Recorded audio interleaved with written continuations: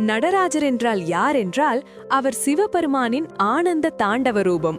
இந்த உலகமே ஒரு நாடகம், ஒரு இயக்கம், ஒரு நடனம் என்பதை காட்ட சிவன் எடுத்த அவதாரமே நடராஜர் அவதாரம். காலம் ஓடுகிறது, பிறப்பு நடக்கிறது, அழிவு நிகழ்கிறது, மீண்டும் படைப்பு தொடங்குகிறது. இந்த அனைத்தும் ஒரே நடனத்தின் பகுதிகள் என்பதை காட்டுவதற்காக சிவன் நடனமாடுகிறார். அதனால்தான் அவரை காஸ்மிக் டான்சர் என்று சொல்கிறார்கள். நடராஜரின் 4 கைகளும் ஆழ்ந்த அர்த்தம் கொண்டவை. மேல் வலது கையில் உள்ள டமுருகம் உலகம் தோன்றிய முதல் ஒலியை குறிக்கிறது, படைப்பு. மேல் இடது கையில் இருக்கும் அக்னி அழிவை குறிக்கிறது, பழையதை முடித்து புதியதற்கு வழி செய்யும் சக்தி. கீழ் வலது கை அபய முத்திரையிலிருந்து பயம் வேண்டாம், நான் உன்னை காப்பேன் என்று சொல்கிறது. கீழ் இடது கை தூக்கி நிற்கும் காலை காட்டுகிறது, அந்த காலடியில் சரணடைந்தால் மோட்சம் கிடைக்கும் என்பதற்காக. அவர் காலடியில் மிதிக்கப்படுபவன்